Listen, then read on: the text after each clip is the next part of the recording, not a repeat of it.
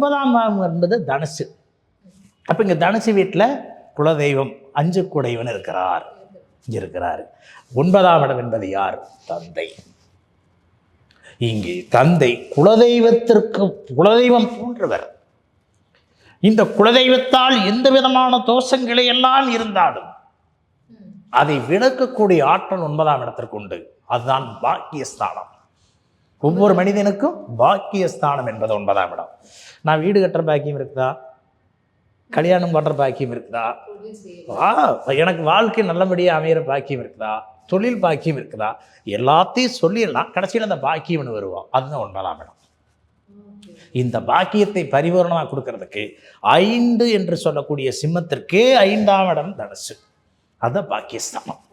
ஆக இந்த இடத்தில் உனது தந்தையினுடைய வம்சாவளி, முன்னோர்கள், குருமார்கள், ஆன்மீகம், சுய ஒழுக்கம், இதையெல்லாம் நீ நல்லா வச்சிருந்தேன்னா நல்லா வச்சுக்கணும் அப்படின்னு அதை சுட்டி காட்டுறதுக்கே அங்கே வருகிறார்.